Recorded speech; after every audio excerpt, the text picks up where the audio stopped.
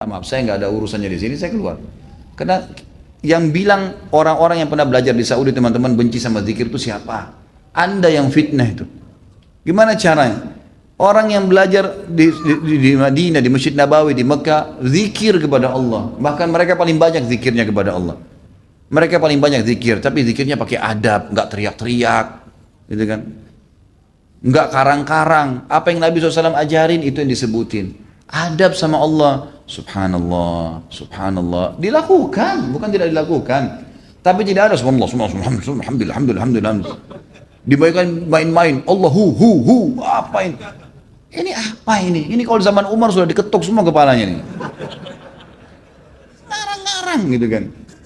Oh ini benci sama doa. Siapa yang bilang benci doa teman-teman sekalian?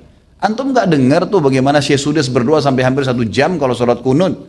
Itu dikatakan tuh, itu pentolannya Wahabi katanya. Baik berdoa kunut 1 jam, sampai orang semua pada menangis seluruh dunia, antum bilang itu Wahabi. Ini subhanallah ini. Benci doa itu namanya ajib. Sesuatu yang aneh gitu. Bagi saya tuduhan-tuduhan yang tidak beralasan sama sekali. Nggak beralasan nih. Yang penting dari Saudi Wahabi. Gitu kan. Saya sampai waktu mau berangkat ke Saudi, awal saya mau belajar tahun 90, teman-teman ayah saya sempat titip pesan dari kota Makassar, Khalid, nanti kamu ke Saudi, ambil ilmunya tapi jangan jadi Wahabi.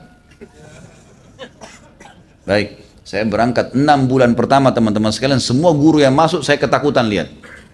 Ini Wahabi nih. Apa ini Wahabi? Mau yang menakutkan ini. Karena wanti-wanti begitu. Lama-lama setelah guru masuk, setiap guru masuk di Madinah, wallahi saya bersumpah atas nama Allah teman-teman sekalian, tidak pernah ada sebutan nama Wahabi. Saya tidak pernah dengar kata-kata Wahabi dari mulut mereka. Wallah, yang ada cuman qala Allah, qala Rasul. Allah berfirman, Rasulullah bersabda. Wallahi, saya sumpah di sini, di masjid ini memang begitu ajarannya. Begitu ajarannya, qala Allah, qala Rasul, qala Allah, qala Rasul, selalu.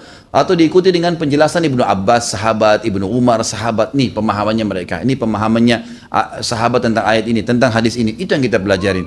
Dan kalau ada masalah fikih didatangkan 4 madhab semua. Imam Syafi'i bilang begini ini dalilnya, Imam Ahmad bilang begini ini dalilnya, Imam Malik bilang begini, Abu Hanifah begini dalilnya. Jelas, semuanya begitu.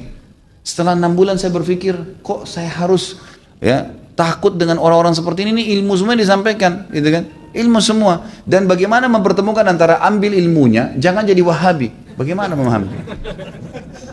Saya nggak nyambung gitu. Gimana caranya? Gitu. Teman-teman sekalian, saya kasih jawaban secara akal sehat. Rasulullah SAW lahir di mana? Di Mekah. Ya, 13 tahun fase turunnya ayat-ayat Makkiyah di mana? Di Mekah. Baik, setelah itu Nabi SAW hijrah ke Madinah. Berapa tahun Nabi di Madinah? 10 tahun. Sampai meninggal kan? Kuburannya ada di sana. Demi Allah, Mekah sama Madinah markas Islam. Ada orang mengatakan itu markas Wahabi, markas ini tempat Nabi mu lahir dan mati. Kok gimana sih? Lalu dikatakan itu ajarannya tidak benar, yang sesat. Padahal kalau kita duduk di majelisnya ulama, ini Rasulullah bersabda, ayat Al-Quran dalam surah ini, selalu itu. Silakan saya tantang siapapun teman-teman sekalian. Bukan tantang. Saya ajak anda kalau lagi umrah, yang mengatakan Wahabi, tolong anda datang ke Masjid Nabawi, Masjid Haram Mekah, duduk di majelisnya salah satu ulama situ. Coba dengarin apa yang mereka bilang. Coba jangan, atau mau bertanya silakan. Pasti mereka jawab, hukumnya qala Allah, Allah berfirman surah ini, Rasulullah bersabda begini. Itu isinya. Itulah yang mereka bilang Wahabi. Ini kemurnian agama teman-teman sekalian. Dan kalau anda tidak pertahankan kemudian agama, lalu siapa yang mau pertahankan?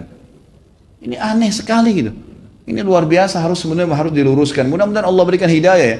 Banyak orang Islam yang tidak faham, dia kukunya masih panjang, sholatnya masih Senin Kamis, ikut-ikutan Wahabi juga. Bukannya belajar, bukannya nanya, malah ikut-ikutan. Ini fitnah di tengah-tengah kaum muslimin. Kata Nabi SAW, Yahudi terpecah 71 golongan. Nasrani 72, umatku 73, semuanya di neraka. Mampir neraka dulu, nanti masuk surga iya. Kecuali satu, nggak pakai lewat neraka masuk surga. Kata para sahabat sudah tanya, siapa itu ya Rasulullah? Apa kata Nabi? Yang berpegang pada sunnahku dan sahabatku. Nah ini yang selalu ditunjuk Salafi, Wahabi, ini yang selalu berkata Rasulullah bersahabat. Ini orang yang berpegang pada kemudian Islam. Teman-teman sekalian, berhenti dalam masalah istilah-istilah seperti ini. Ini bahaya, memperpecah umat dan macam-macam. Saya lihat beberapa di cuplikan YouTube saya, ada cuplikan, ada kata-kata di bawah. Oh ini pentulannya Wahabi nih. Ini mungkin ISIS nih. Nah ini mungkin ini nih. Ini mungkin ini nih. Padahal orang itu tidak kenal saya. Bagaimana pertanggungjawaban dia hari kiamat di depan Allah? Coba nuduh saya, bisa ketemu sama saya minta maaf nggak? Kalau nggak ketemu, gimana coba? Saya bisa maafin, tapi dalam hukum Islam, kalau seseorang memfitnah saudaranya muslim, menuduh sesuatu yang dia tidak punya ilmu, kan itu, sudah dimaafin pun pada orang yang melakukan, orang-orang yang sedang difitnah, tetap hukum syar'i dia harus minta maaf. Kalau tidak, saya dapat pahala karena memaafkan, dia tetap dihukum sama Allah karena masih belum minta maaf. Variabelnya begitu kan, hukumnya begitu. Orang mencuri, kan itu, kemudian dia tidak kembalikan haknya orang, tetap dihukum, nggak bisa. Maka teman-teman berhenti dari fitnah ini. Kita ikut-ikutan. Ini dikatakan teroris. Oh, kita juga ikut-ikutan teroris semua. Ini garis keras. Ini kita katakan garis keras. Belajar. Kita punya mata bisa melihat, telinga bisa mendengar, hati bisa berpikir, bisa merenungi. Dengar dong dulu, gitu kan? Apa yang disampaikan? Kalau disampaikan benar, terima. Kan itu. Teman-teman yang dituduh dengan istilah ini hanya betul-betul kembali kepada kemudian Al-Quran dan Sunnah. Itu. Coba hadiri pengajiannya pasti selalu kalau Allah, kalau Rasul. Kalau Allah, kalau Rasul. Ini ajaran Islam teman-teman. Gak pernah ada perkataan kata kiai saya, kata guru saya, kata gini, kata gitu. Gak pernah. Anda boleh ikuti ceramah saya. Kalau saya pernah katakan ini kata si fulan, ini sudah jauh. Kalau Allah, kalau Rasul. Ada tanggapan ulama yang merincikan mungkin atau menyampaikan. Itu mungkin. Ini Allahu alam. Mudah-mudahan Allah perbaikin keadaan.